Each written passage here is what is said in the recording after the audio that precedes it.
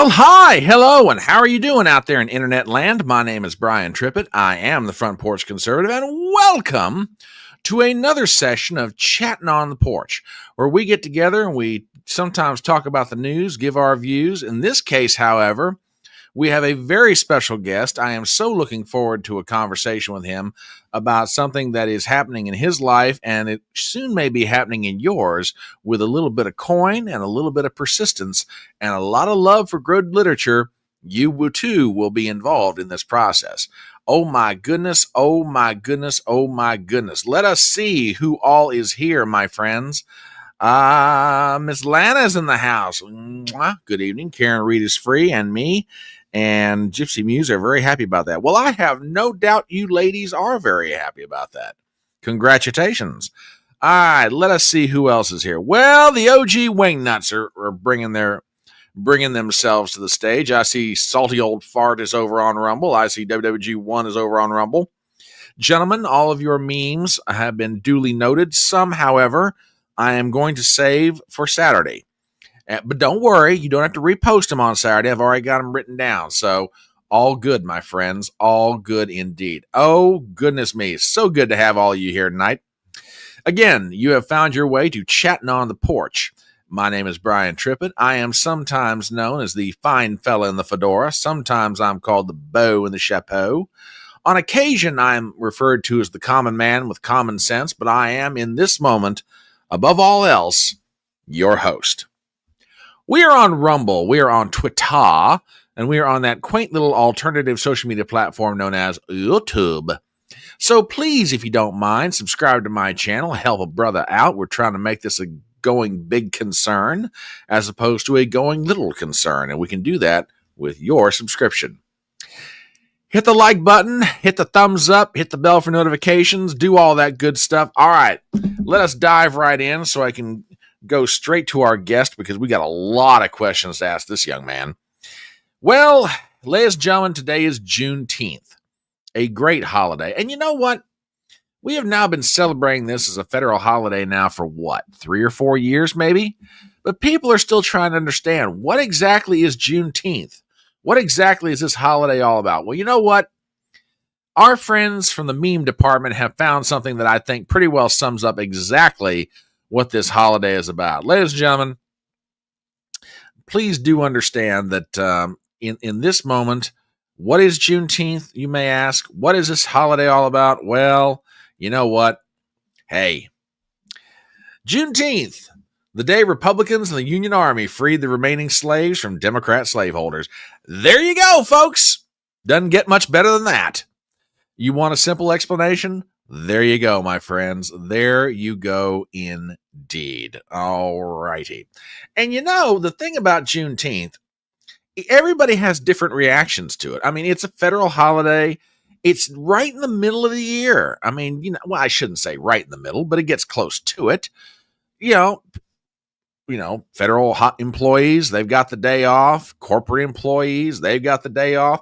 And you know, everybody reacts differently to it. But you know what? Honestly, corporations are kind of like, another day off. You know, you got to feel sorry for those HR people, man. I tell you what, apparently this holiday freaks them out like nothing in this world. Oh my goodness. Oh my goodness. Tell you what. Well, you know, I know that we have a guest tonight, and we are going to be talking about a completely different set of subjects. However, we would be remiss if we did not make some comments upon what is going on in the world, particularly as it relates to Israel, Iran, and the United States. And I'll tell you what, I'll give Donald Trump a ton of credit. He is all over this situation. And I'll tell you what, he is bringing every measure to bear as far as trying to get this situation resolved. I mean, seriously, the lengths that he's going to, the statements that he's making to try to get the Iranians to like just basically give up are remarkable. As a matter of fact, it's gotten so bad that he says that if the Iranians don't surrender the next 24 hours, he's going to drop Chris Christie on them. Forget about that bunker buster, man. If he drops Chris Christie on them, man, You're not going to get scorched glass in the Middle East, man. You're just going to get the biggest crater like the Sea of Tranquility on the moon or some such nonsense. I'm just saying. So, hats off to hat tip to the Donald. He's trying to bring it to an end, baby, as best as he knows how. Oh, goodness me. What else do we have? I think I'm going to save that one for Saturday. I think I'll save them both for Saturday. And tell you what, yeah, let me make a quick note to myself because you know what? The memory is not what it once was. You do your best whenever you can, but sometimes you just don't remember things the way you should. As she is fond of reminding me every so often. Never mind, we're not going to go any further than that. Thank you very much. I can just see that ornery bunch over on Rumble just making all kinds of comments right now. Anyway, all right, I've got those saved for a later date. So we thank WWG1, we thank Salty Old Fart, we thank Adam, we thank everybody who has contributed to the Merry Memes portion of our show. It is greatly appreciated as always. And with that, ladies and gentlemen, I want to turn our attentions to our guest and something very momentous that's happening in his life for which he is willing to come on the front porch and talk about, which I say willing to. I'm reached out to him and said, hey, man, you got this going on. You want to come on and talk about it? As a way to kind of help the effort here. I have had the pleasure of knowing this young man now for probably a year and a half, 2 years, and never ceases to surprise me. And I'm not saying that as a setup for a joke. I genuinely mean that. The more I find out, the more impressed I am with his credentials, his thoughtfulness, his creativity. And that creativity is about to shine through because he's got a new book that he has just written. And for those of you, maybe you've heard about this. It is called The Late and written by our friend Seph Pelech. Now, you say, who is Seph Pelech? Well, if I say the name Chad Manley, well, everybody's like, oh, yeah, oh, Chad. There you go, that sneaky son of a gun. Anyway, he is an author. He is an economist. He is a podcaster. He has released works prior to this, and this book is his latest effort. And I said, you know what? I want to read it. I want to talk about it. Let's get him on here and let's get into it. So, friends, please help me welcome Mr. Chad Manley back to the Electronic Front Porch, a.k.a. Seph Pelech. Good evening, sir. How are you this fine night? Hi, I'm doing great after that kind of introduction. Oh man, that was so kind. And I busted out my fedora so we can be fedora buddies for the podcast. So there we go. I appreciate that, sir. I do appreciate that. And a raise of the glass to you. I know you have a beverage. I got Mango Cart Wheat Ale from Golden Road Brewing. I was thinking about getting something from Nebraska because I live in Nebraska and got to represent. But the nearest place that I know that a brewery I really like sells their beer is like a 40-minute round trip, and I was like, no, we're just gonna go. No, I kind of I feel you on that one. I very feel you. Well, Lan, thank you very much. I'm sure our guests do appreciate that.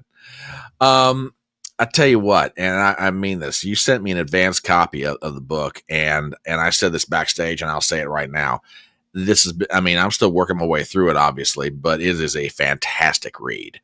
But before we dive into a discussion about the book, people have seen you on live streams that we've done together. We've been on other people's channels, etc. But for people who don't know you that well, would you please give folks an introduction to you, your background? Because I got a whole bunch of questions I want to ask, but I'll let you introduce yourself. Well, I guess the relevant bits for tonight's show are that I am Seph Pelech. I am a writer, and I do some other things too, but we're talking about the book tonight. So I'm a writer, and I live in Nebraska. Not really sure what else there is to say. Well, did you grow up in Nebraska, or were you Oh born in no, Nebraska? no. I grew up in Indiana originally, and then I moved out to Iowa for grad school.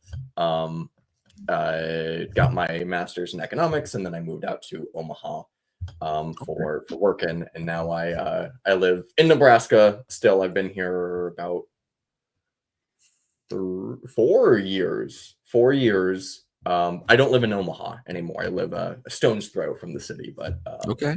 but yeah, yeah. That's how I Okay. wound up in Nebraska.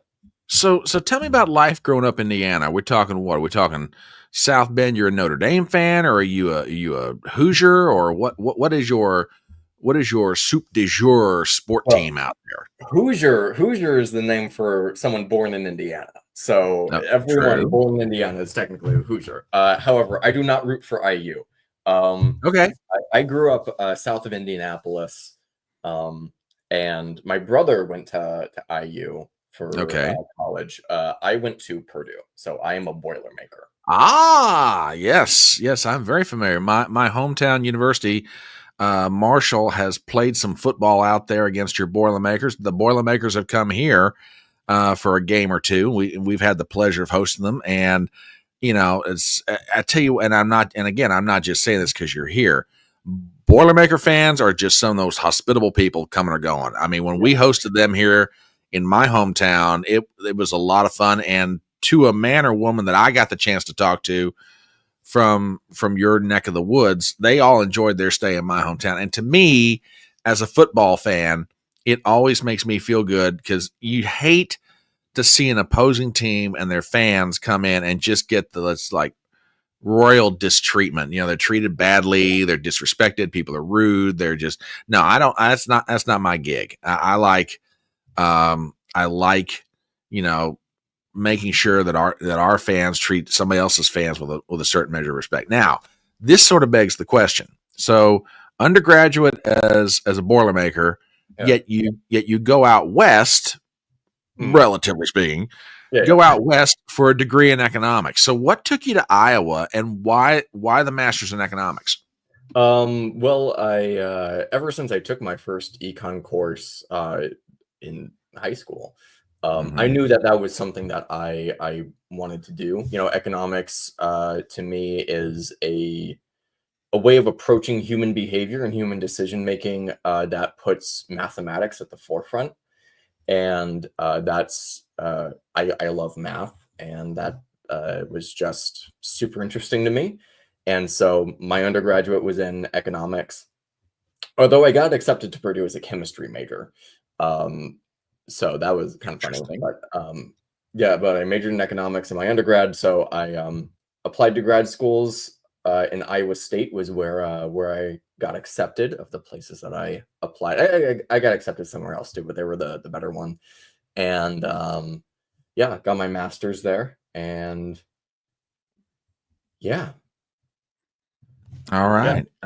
So, and I mean, your life's journey keeps taking you further and further west. So, you said, oh, you got out to Nebraska for work purposes. So, and you don't have to tell me specifically who or what, because I don't want you Sure. doxxed accidentally or deliberately. But why did you wind up? I mean, you could have gone home to Indiana, Uh, obviously, yeah, or sure. Chicago or anywhere else. But why Nebraska? Well, at the time, I was dating Lord Brentwood, who I have Okay. mentioned before on here, and so I moved out to Nebraska for work, but it was also for him. I wanted to be closer to him, and now we're living together on the acreage. So I would say it worked out pretty well. I would say that it has, sir. I would say that it has. So let us talk about this book that you have written. And I tell you what, folks, I'm gonna go. You can see the crawler across the bottom of the screen, and if that link is going by too fast for anybody, you can go out to Chad's or Seph's, excuse me, Seph's Twitter page and find the link. That link will take you to Amazon.com Right. where you can pre-order the book. Now, how long has the pre-order been up right now, or how long has that been going on? A couple weeks, I think. Okay, okay. Yeah. Matter of fact, let me kind of do everybody a favor here. Give me a second. All right. Yeah. When you click that link, either at the bottom or on Seph's Twitter page, it will take you to the following, which is right here. And we're going to talk about the cover art here in a second, because I tell you Okay. what, there's that's got to tie into a mutual friend of ours, and if he's watching this, which I truly hope he is, I hat tip to him, but we'll get to that momentarily. The book can be it's going official on what, the 25th, I think it is. 25th. Yeah. Okay, the 25th. Pre-order period ends on the 24th, and on the 25th, bam, we're off and running here. So yeah. The book is absolutely amazing, and I mean that sincerely. I said to you backstage, and I'll say it out here. I've got to ask you some questions as it relates to the book. Sure. Well, let's back it up further than that. Okay. You studied as a chemistry major as an undergraduate, went into economics, and knowing those two in your background, that starts explaining the meticulousness of your mind. And I'm not saying it's a bad thing. I'm not. You have a very meticulous mind, and it shows in your writing. But that sort of begs the question.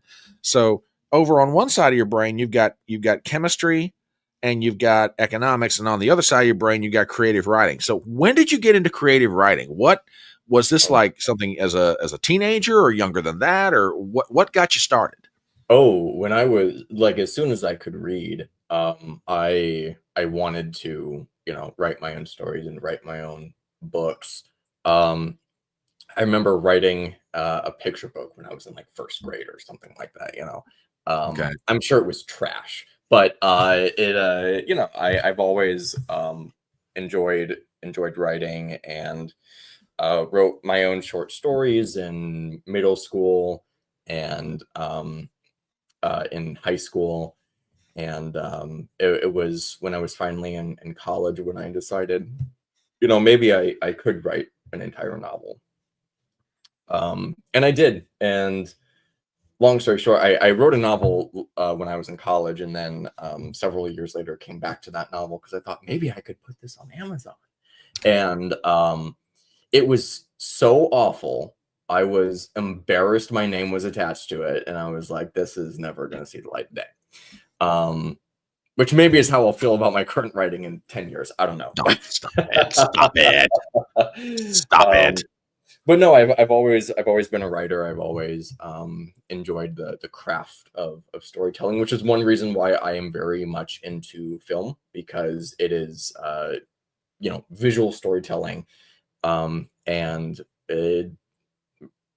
the great films will teach you really the minimalism that you need to write a decent story, because a movie script is typically about 1 page per minute of screen time, and you compare that. So a 400-page book is going to get adapted into a 2-hour movie. That's 120 pages of dialogue. That takes some skill to condense a story that thick down to that little. And so that's one way I got into just really enjoying film. But yeah, that's the long and short of it. I've always been a writer, and I've always enjoyed it, and hopefully I have written and will in the future write some stuff worth reading. So Okay, so that sort of begs the question. So you started young with writing. I mean, who were your influences? Was there any one writer, either a short story or novel, and you're like, ooh, I'd really like to take this little bit from this person or this little bit from this person? I mean, because everybody has an influence. Doesn't matter what creative effort they had. There, you can tell little touches of something from somebody, and it's like, oh yeah, this person affected this person in this way. So you as a writer, was there anybody in particular and you're like, oh gosh, I love their stuff, if I could just do it a little bit like this? yeah, this might make me sound a little bit basic, but when I was in high school and I was first thinking like maybe I could write novels, that's when I read Stieg Larsson's books, like Girl with the Dragon Tattoo, and that trilogy. And I didn't like the third one in that series so much, which is weird because I guess that's people's favorite. But I really enjoyed the first two. I think the second one is the best one in that original trilogy. And then when I was a little bit older, I read, if I can find it, I read Percival Everett's Erasure. Okay. And this was a big influence actually for my first novel, Come Out and Play. There's a little Easter egg in that book that gives a little nod to this one. But Percival Everett is a writer who has said that he is pathologically ironic. It's an interesting way to describe one's writing. Yeah. Or oneself.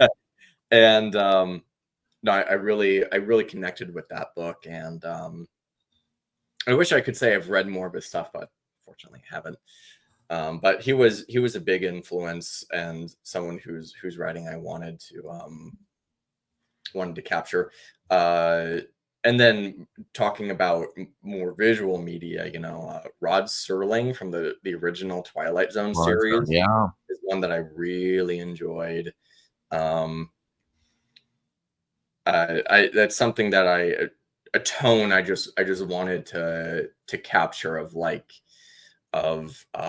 finality and of dark honesty. Yeah, I would say those are my influences. okay. Percival Everett, Stieg Larsson, and Rod Serling. Okay, it's interesting. I don't think those three people have ever been mentioned in the same sentence. I was going to say that's got to be one of the most unique combinations I've ever heard of. It's like, wow, okay, but you know what? It takes everything to make the world unique. So there you go. Now I said it backstage. I'll say it again. The book is fantastic. This is probably how many pages, if I remember correctly, like this has got to be the biggest thing you've ever written. And when I say the biggest, I don't necessarily mean in terms of just in sheer volume. How many pages does this thing got on it? It depends on the edition because it depends on like page size, margin size, font size.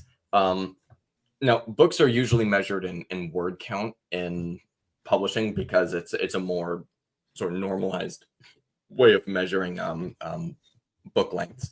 So this book is 188,000 words, which is the same length as The Fellowship of the Ring.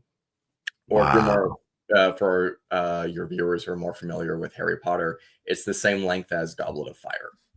Okay. So it's a meaty book. Longest thing I've ever written by quite a bit because Come Out and Play was only like 72,000 words. So this is over twice as long. Okay. Yeah. Now there's another book in between, and that is Despair. Tell us about that one, because I saw that mentioned, and I was like, this is interesting. I didn't realize that there was previous to the book that we're going to be talking about tonight. Yeah. So that was actually the first of my published works. That was the first that I wrote, although I didn't publish it until after Come Out and Play. It started off as just a short story that was heavily inspired by a trip I took to the World War I Memorial and Museum in not St. Louis, Kansas City. Okay. And heavily inspired by that, I was there, and I was that was a period of history that fascinated me and was very, very grim, and this was at the same time that I had learned about something called don't fall too into this internet hole, but the Hungarian suicide song that came out a little bit after World War I, and there was just a despair about about that war and about that time period, and I just wanted to write a story and express some thoughts that I have, I suppose. So Okay. it's shorter. It's only that one's only about 80 pages or something. But that's available on Amazon as well. So if you go to my Amazon page, if you click my author the link, you can see everything that I've written. So Okay. Okay. Very good. Now, let's get into a discussion about this book that you have written. First, I want to talk um, about the cover art for a second. And I think, uh, I think this smacks of the work of a mutual friend of ours. oh yeah. Am I wrong about this? Let's talk about the cover art for a second. Who did it? And let's start from there. And then I got some other questions I want to ask as it relates to it. Hang on, let me get it. Okay. All right, ladies and gentlemen, he's going to get it. He Well, sent it to me hello. here. Oh, check Yeah, that out. this is by our friend Daniel de la Fay. So, Daniel, if you're watching, thank you so much. It is on the wall in my study. Oh, wow. That's cool. Yeah. That is cool. Okay, and we'll get into some of the details of the book because I'm going to let you tell as much of it as you want to. But all right, that's a very interesting image. So, all right, so here you are. Here you're the author of the words. You're trying to decide, okay, I need to develop some cover art for this thing. And you reach out to Daniel. What was the collaborative process between the two of you as far as working this out? I mean, did you say, okay, here's what I have in my head? Daniel comes up with something, you come back and then he goes. How much back and forth was there between the two of you until the two of you finally settled on what became the cover art for the book that you've written? Yeah. I did not know what I wanted the cover art to look like or anything. So I reached out to him and he said that he'd be happy to do it. And I just explained, the premise of the book, what some of the themes of the book are. And I also said what colors I imagined would be on the cover, Mm-hmm. because it's a very dark story. So I said, I think the grave robbing and the body snatching needs to be, because it's so central to the book, that it needs to be an image of that in some capacity. Mm-hmm. And I would imagine dark colors because it's happening at night. And Mm-hmm. I see purple. I don't know. I just feel like purple should be somewhere on the cover. And he said, okay. Okay. And he did a couple sketches of some ideas that he had. And he said, which one of these do you like? And I said, I like the one that was like POV in the grave looking up. Okay. And then he took that and ran with it and eventually created the painting that is now the cover of the book. And I'm super happy with it. I am just elated, and I think it's perfect. And yeah, so Daniel, thank you very much. I told you this, myself, but thank you very much. Shout out Daniel de la Fay. Shout out to Daniel de la Fay, and we raise our respective glasses and our bottles and cans to you, my friend. And by the way, brother, I know you're road tripping right now, but you're always welcome. You're always welcome on this front porch. And I'm going to get to a couple of comments in chat. Also have a lot of respect for a human artist not using AI. I'm not totally against tech, but keep the human artist working. Amen to that. Amen to that. And Gypsy says, not able to watch many episodes of The Twilight Zone growing up, working in the family biz, but I know that one of like three, they're always, okay, I hear you there. Yeah. My dad is a little bit older. And so he grew up watching The Twilight Zone. And so for like Christmas and birthdays and whatever for a couple years, we were getting him like DVD collections of the Twilight Zone. So I've seen almost every episode of the original 5 seasons. Yeah, there are some classics that everybody knows, and they're classics for a reason. They're just great and haunting and speak to work like that stands the test of time across technological and cultural changes that we have seen since the late 50s, early 60s in America.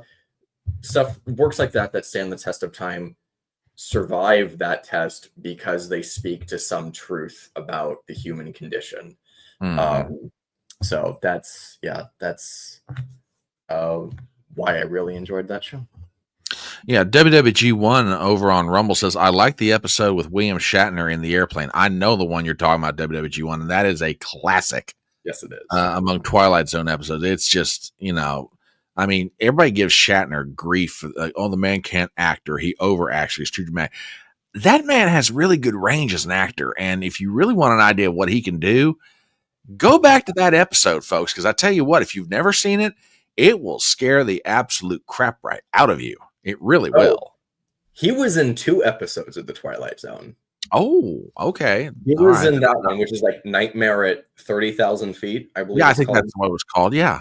There was another one he was in, and I'm trying to remember the name of it, but it's like he and his wife are on a road trip, and they stop at a diner to get lunch, and there's like some weird fortune teller thing on the table where you put in a quarter, you ask it a question, it spits out an answer. Okay. And the thing is telling them that they're never going to leave the town.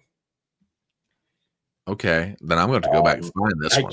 I can't remember the name of that episode. I'm gonna have to look it up. But yeah, he was in that one too. Okay.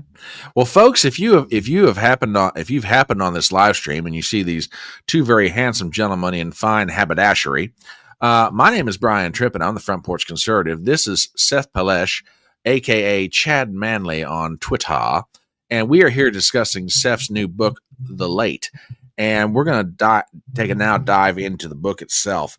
Okay, I said this backstage, and I'm going to say it out here for God and everybody on the record. The book's fantastic. I mean, I'm still working my way through it, obviously, but the book is just absolutely fantastic on so many levels.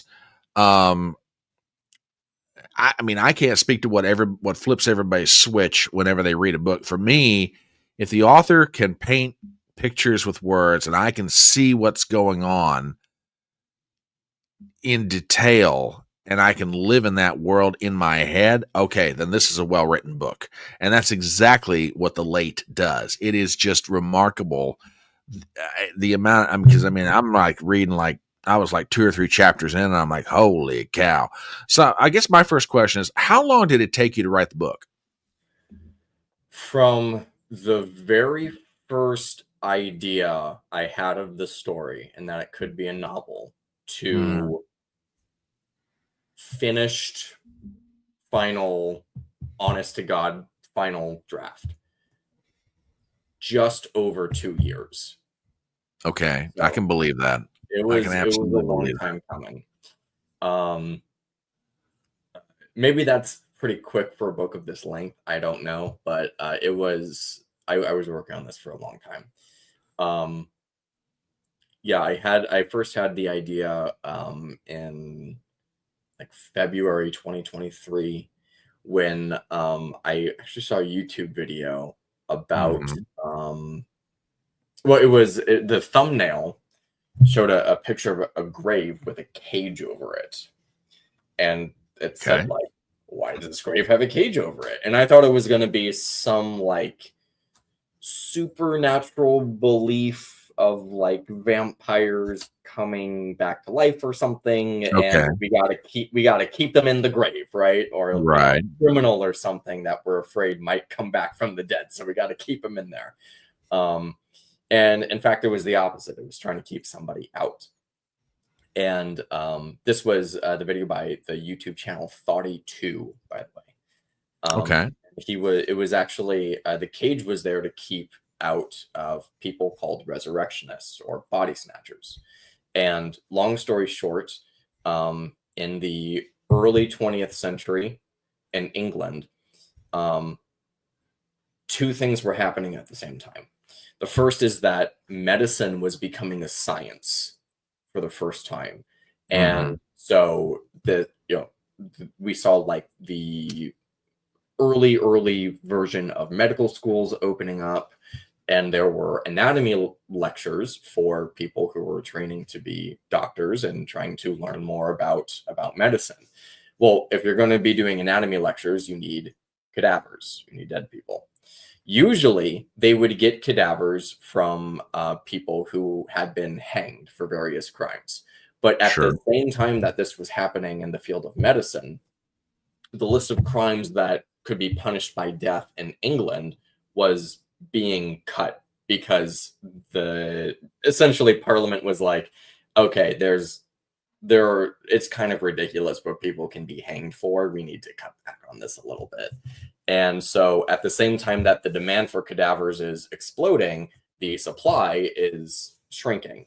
And so that creates this issue where hospitals need cadavers to conduct these anatomy lectures, but they don't have the supply.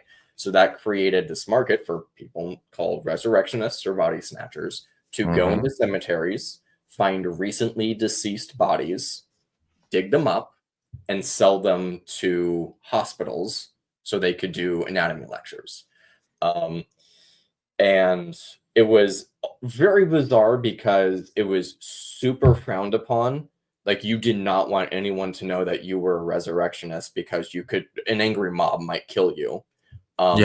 Although it might not, depending on where you were, it might not have actually been illegal, because if you're just stealing the body and you're not taking anything else from the grave, then who does the body belong to that you can say that it was a crime? So I don't remember, I have to say, in my research, I don't remember if this is something that I invented or if something that they actually did, but in my book, they take all the clothes off of, did I lose you? My screen just went black. No, you're still here. I got you. Okay, don't know why that happened. You're back. So in the book, I have them take all the clothes off of the cadavers, so it's just naked dead bodies that they delivered to the hospital. I don't remember if they actually did that, but so my explanation in the book is just like, well, if you take the clothes, then you're robbing the grave, but if you just take the body, it doesn't count as grave robbing. Don't remember if that was true, if I invented that, but a lot of people who were at the time arrested for body snatching were arrested for trespassing. It's not because they were stealing bodies; it's because they were in a cemetery in the middle of the night.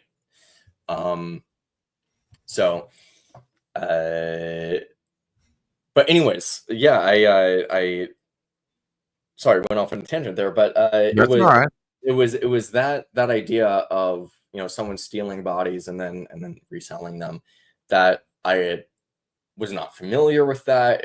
I don't think I wasn't aware of any other books or movies that focus on a character that did that, and I thought, I think this has some potential for a novel, and did a ton of research into England at the time, and wound up 2 years later. Now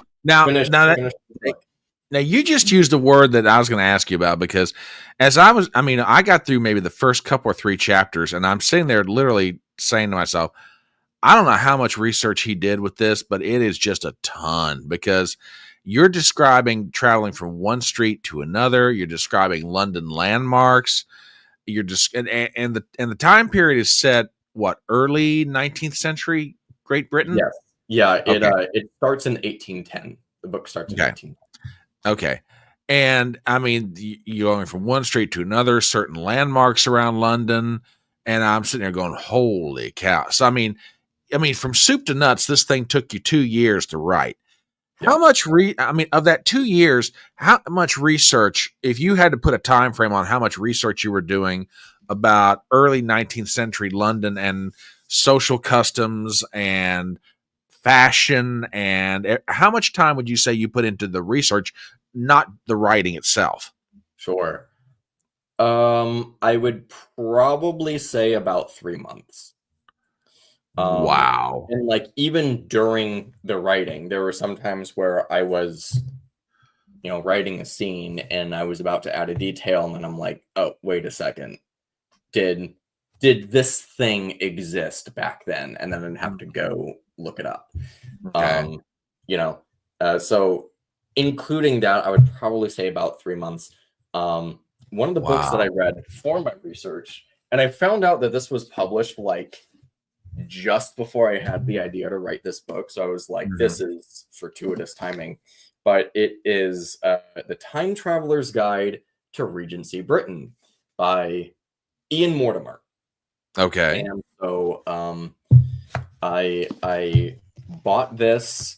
I read it in like a week, and it's really great. And it is, I would say, I think the name is quite appropriate because it really goes through like if you were a time traveler and you wound up in England in the Regency era, then how do you navigate society?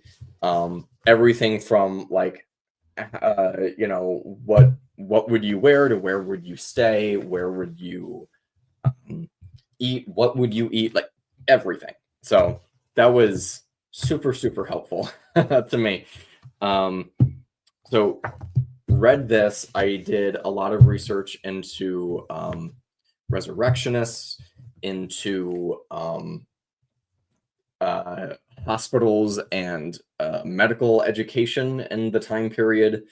And it was, I will say, it was a little hard to do some research because when you just in an internet search look up, you know, uh, 19th century England or something, even if you say early 19th century, you're going to get a lot of search results for Victorian England, which is not the right time period. It's about 20 years too late. Mhm. 20 to 30 years too late for my purposes. Mhm. So, and this was a time, another reason that I was particularly drawn to this period for the purposes of writing a book is that this was a time period when England was going through a lot of changes because of the Industrial Revolution. It was on the verge of a paradigm shift.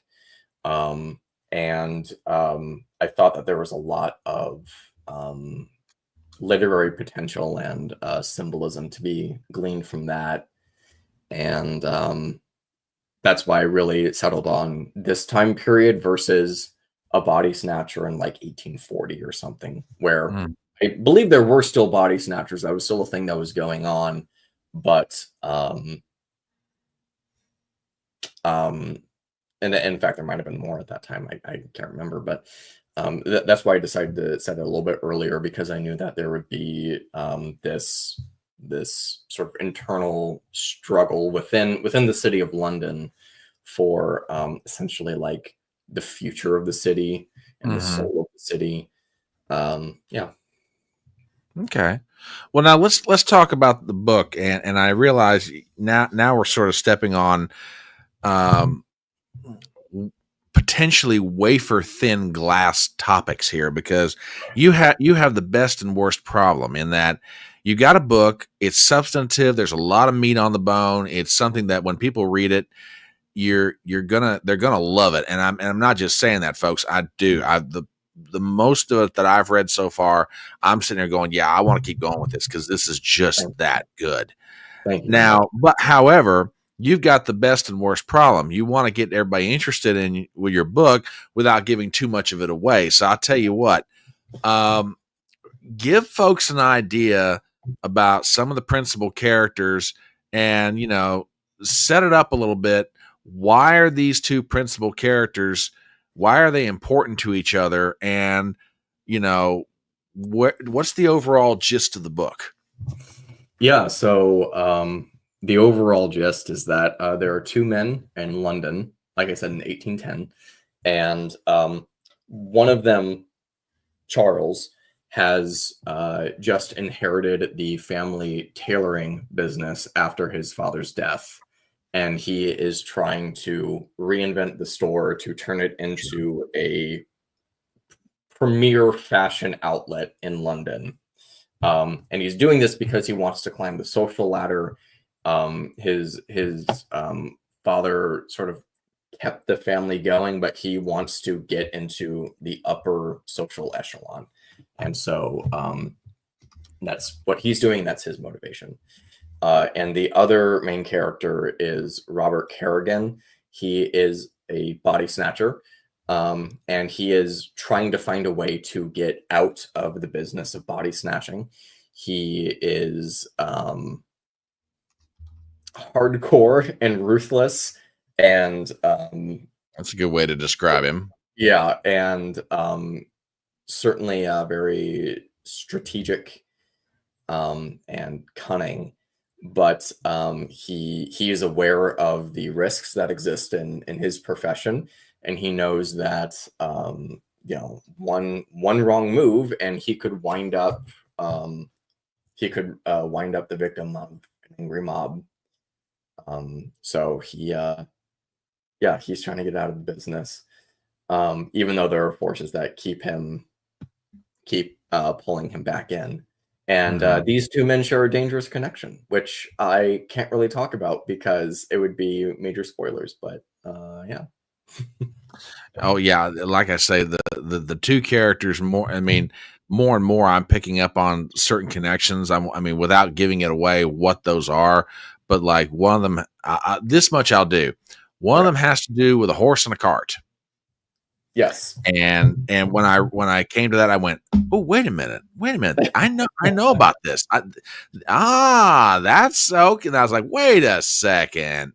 But yeah, the book is absolutely fantastic. Now, I've got to ask you about something else because you're going, and you can probably speak to this better than I can, because normally when I hear that if someone has got a book coming out, I'm like, oh, okay, I wonder what publishing house picked them up, or I wonder what kind of deal they got. I want that sort of thing, because I'm thinking, Simon and Schuster. I'm thinking, old school publishing houses. But you're going the route of self-publishing. So for folks who aren't familiar with that process or its ups and downs, you're self-publishing. So that means what exactly? That means that I wear every hat. Okay.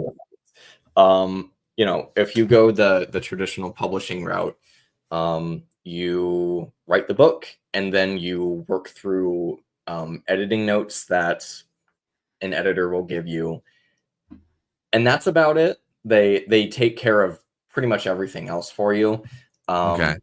But I got to do everything myself. So the editing, that was very difficult just because of the length of the book. But I gotta work on that. I need to work on creating the actual product itself, in all of its formats. So Kindle, paperback, hardcover. And I also have to do the promotion and advertising and the commission the cover art.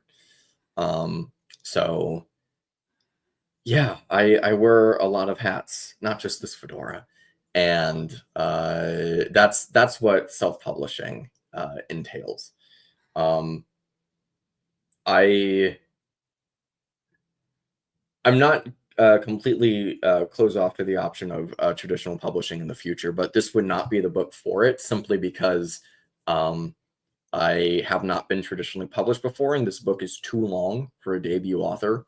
Okay. Typically, in traditional publishing, if you're a debut author, they're not gonna accept a book from you that's longer than about 100,000 words. This one is almost twice that long, so that it just would not work. Publisher is not going to take that gamble on an unknown, unestablished author. Okay. But I love writing, and I love my craft, and I have worked very hard for a very long time to get better at it. And and so I am doing this for the love of the craft, and it would be great if I could break even. I guess I'm not Okay. expecting to be a millionaire or anything like that. That's Okay. not gonna happen. But um, yeah. Okay. Well, one of our regulars asks a question of you. Interesting premise. I'm intrigued. Is it available somewhere other than Amazon? I'm not a fan of buying from them. They're a last resort option. So I'll let you answer this one. Is Okay. Amazon the only place where it can be found for purchase? So um, I because the hardcover is provided by Ingram Spark. That's the company that does the printing for that. Okay. You should be able to find it on Barnes and Noble's online database. Okay. I have found it on their website before, so I know it's out there. Um, Okay. you're not going to see it in the store unless you like specifically request that it shows up in a store, and well, I'm not going to do that. But um, Mhm. you, I have searched their website before and seen it. I just look it up right now. So you should be able to find it on there for the same price and everything that it is on Amazon. Okay. Okay. All right. Yes, I'm looking at it right now on Barnes and Noble. So Fantastic. if you just look up the late Seph Pelech on Barnes and Noble's website, you'll see it Okay. available for order. Fantastic. Fantastic. So let me ask you a question. As a person who appreciates not just good writing but also good film, any plans to see this thing adapted into a screenplay and maybe I know you're very Sure. early in the process here, but I'm really just curious because depending on who takes this thing and works with it. I mean, if you do it yourself or you find someone else to do it for you, this has got an interesting enough premise that you could turn this thing into a really good movie. Um, I mean, I wouldn't say no if someone approached me with that idea. I would hear them out. There are some things I would just be concerned about the content. I'm afraid that a lot of the content would have to be um either cut out or toned down um just for a movie or for a mini series or something. If anything, I'd probably be more open to a mini series route just because of the length. I feel like if you try Yeah. to adapt it into a film, too much is Hmm. going to get cut out. But I mean, yeah, I don't have plans for that. But if somebody's watching and would like to do that, uh, DM me. Okay. Okay. And that's how the late film adaptation will begin with some Twitter DMs. Okay. Fair enough. Fair enough. So you said break even, and if you don't want to answer this question, I understand completely. So, how many copies of the late do you need to sell in order for this to like break even? And is there? I mean, have you got a number in mind? Or and again, if you It's don't want to answer this, I understand completely. sure. It's a little difficult to tell because I get the payout for different formats is a little Hmm. bit Sure. different. Sure. So if I had to ballpark it, I'd probably say like 200 or 250, Okay. which Okay. sounds super doable until you have tried self-publishing, and then you realize how hard that really is. Okay. So I mean, I will say this. I will say this. I am super grateful for everybody who has already pre-ordered the book, Hmm. or anyone who plans on purchasing it on data release. I am super grateful for that because I know you turn over your hard-earned money, and you're doing it not only to support me as an author, but you know hopefully for a mutual love of writing and literature. And so I hope that the book, when you get it, is something that you think is money well spent, and is going to be very enjoyable for you. So I'll just say that now. If we're going to talk about money. Well, no, I mean, like I said, I mean, look, the community that you're a part of, which is a wide and vast group. I mean, because we've got mutual friends all over the place. There's Daniel De La Fay, you got Brentley, you got Ruben Christopher Haynes. I mean, and beyond that, there's like a slew of people that in the online community that if we can band together and find a way to help you out with this thing, even if it's just one purchase at a time. Yeah. I think that'd be fantastic. And Lana brings up a very good point here, and that is, the best-selling novel, The Shack, started out as a self-published, and it's now listed in the top 50 selling novels of all time. Word of mouth does help tremendously. So yeah. I mean, if we can get you on, I mean, granted, I've got a relatively small audience, but they're a fervent bunch, and when they put their mind to doing something, they really get good at it. So I think one thing you might be able to do, if you really want to support me beyond just purchasing a copy,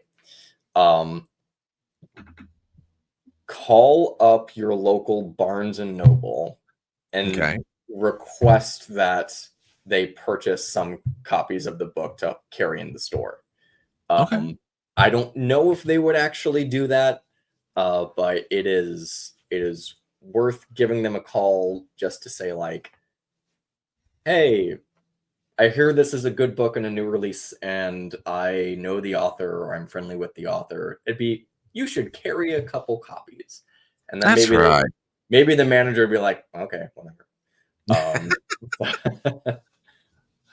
Well, let me ask you a question, because, and I guess this one kind of goes to the craft of writing.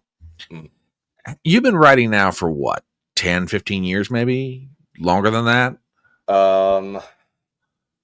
I don't know, because of how long I've been at it. I don't know when you can say I started. I don't know when you can say it got serious. We'll just say 10 years. Okay. All right.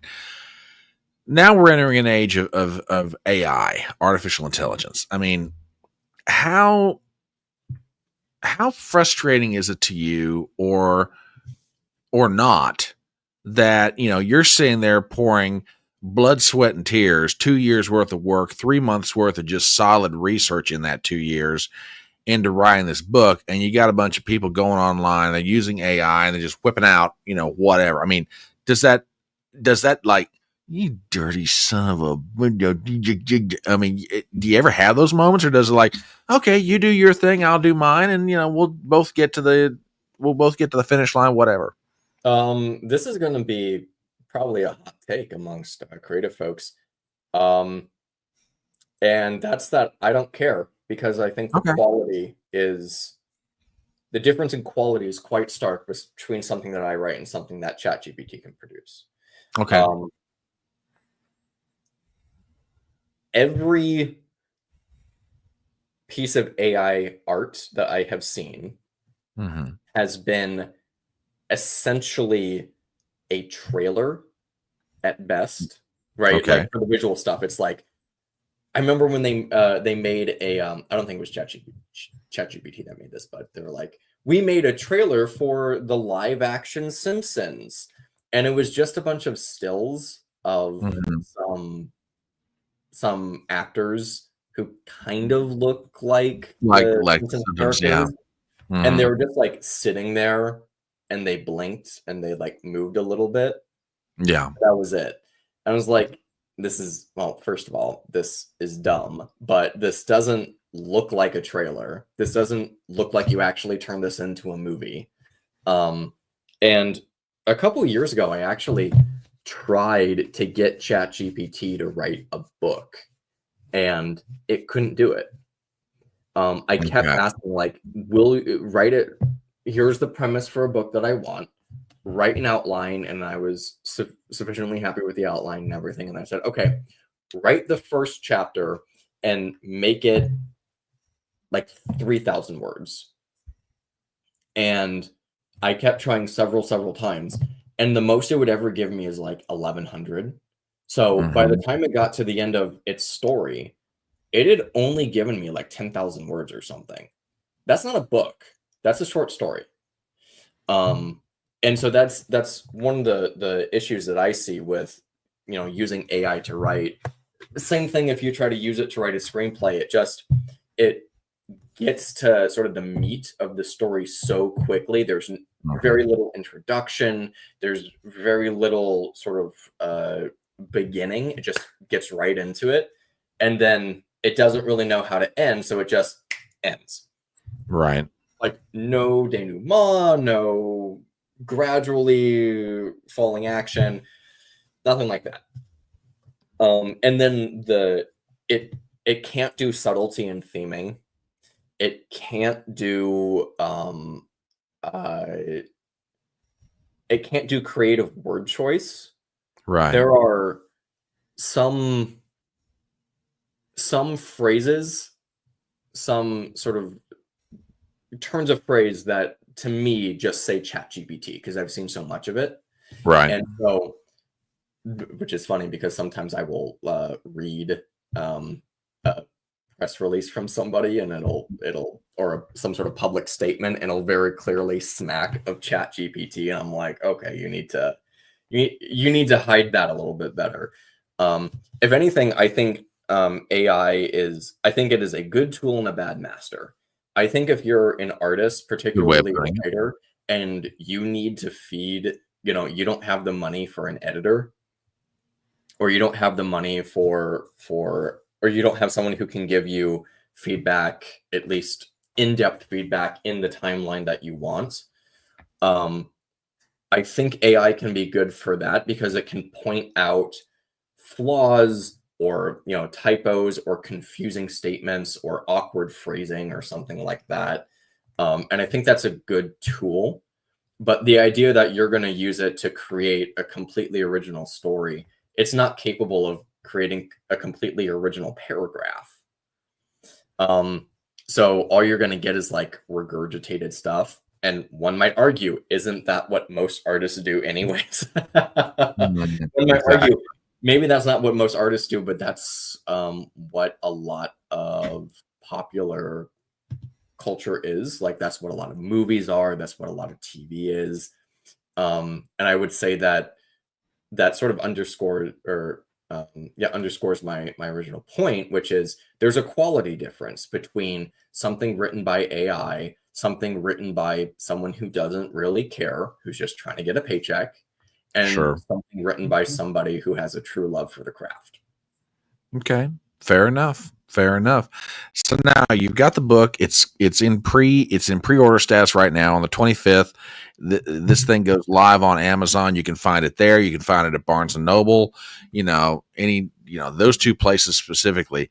So are you decompressing right now from the writing process, or you're like, oh, I've got another idea and I'm now ready to dive right into it, or you're like in the promotional stage for the late and I'm going to be working with that until, for a while, and then I'll take some time. What's next for you, I guess is my question. I'll say the grind never stops. I'm not working on a novel right now, but I am polishing up the script for the next season of my podcast. Tell us about that. Oh yeah. So I have some family in France, and when I was visiting them last time, we were just kind of talking about politics, and I could tell that there was just a kind of like a language barrier when I was explaining American politics, and it wasn't like the actual language, but it was that they just have different political history, different political values, and so I thought, maybe a good way to. I think that it would be great if they could hear this explained to them from the perspective of an American. So I created this podcast. The first season, I'm just talking about the founding of the nation and the political philosophy that the founding fathers used when they were drafting the Declaration of Independence, the Constitution, the Bill of Rights. And so this second season is about a I say manifest destiny, but it's about the West. It's about how after America won its independence, how it turned its eyes to the West and started filling in the map across the continent. Yeah, and so that's what that season's about. I made a joke when I came out with the first season last year that I would do an English translation when I made the second season, and I didn't really have an idea for a second season at that point. But now that I'm finishing up the script for season 2, I might actually have to do an English translation of season 1. So I'm not going to say look out for that because I might change my mind. Okay. Oh, you artists, you're all so temperamental. No, I'm just kidding. I'm just kidding. Yeah, but that's the project I'm working on right now. I have an idea of what my next novel is going to be about, and I think I need to follow this pattern of like funny, creepy, funny, creepy. So I just wrote something creepy. I need to write something funny. Okay. I want to write a novel that is sort of a satirical metaphorical retelling of America's history, set in a small town and a small farming town in the Midwest. And that's all I want to say about that now because I don't have any finalized. And then I actually this past week I had the idea for my next novel, which will be creepy. So get ready for that in 5 to 7 years. Mark your calendars. Okay, there you go. There you go. So yeah, I mean, like I say, folks, the book is called The Late. The author is Seph Pelech. It's absolutely fantastic, folks. Matter of fact, let me pop it back up on screen again. Like I say, you can find it in 2 places. You can go out to Barnes and Nobles if you wish, or you can find it at Amazon.com. The link to that is on Seph's Twitter page. You can find that under Chad Manley. What can this audience do? I mean, I know you mentioned some specific things. What can this audience do to help you out? Purchase a copy. What can we do to help you spread the word on this thing? Yeah. So what's really going to help is purchasing the book, leaving a review. I'm not going to say leave a 5-star review because maybe you won't think it's a 5-star book. I say just leave a review and be honest. But leaving a review does help me. So yeah, purchasing a copy, leaving a review on Amazon, purchasing copies for friends, I suppose. If you have a friend in your life who likes creepy crime novels set in early 19th century England, and that sounds super niche, but I bet everyone watching just thought of somebody in their lives. Go ahead and recommend the book to them or get them a copy for their birthday or something. And I feel like a lot of soccer moms would like this book. I don't know why. That seems like they watch a lot of true crime stuff, so it just feels like, yeah, they would like this. Yeah, and then if you... I don't know how successful you would be in this, but if you can get it on Barnes & Noble's website, but if you call a local store and specifically request that they get some physical copies in store, they might do that as well. I'm not super sure. I haven't tried that. That's just something that I've heard they would do. So okay. Yeah, I'm speaking. I mean, you said people who like, you know, this kind of genre. I was like, I'm surprised Mike Harlow hasn't bought 10 copies of the thing yet.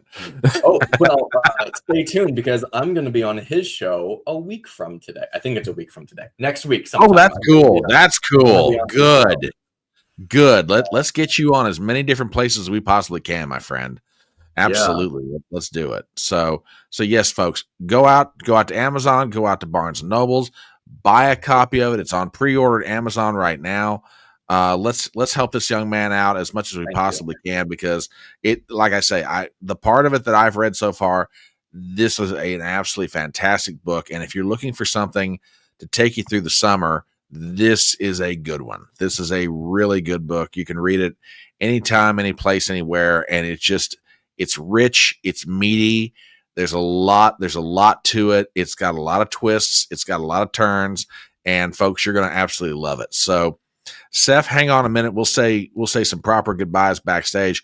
Folks, Okay. thank you so much for being here tonight for Chatting on the Porch. Again, go out, support Seph. Let's help him out here.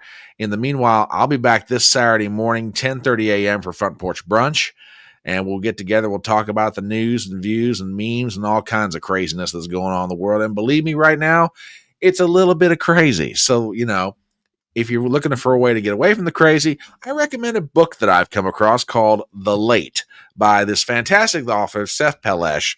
And now he's making the rounds all over media trying to promote this thing. Help him out wherever you can. Buy the book, spread the word. Let's help him out. With that, folks, thank you so much for stopping by the Electronic Front Porch this evening. Love you guys very much. We will see you 10:30 a.m. this Saturday morning. And with that, bye-bye.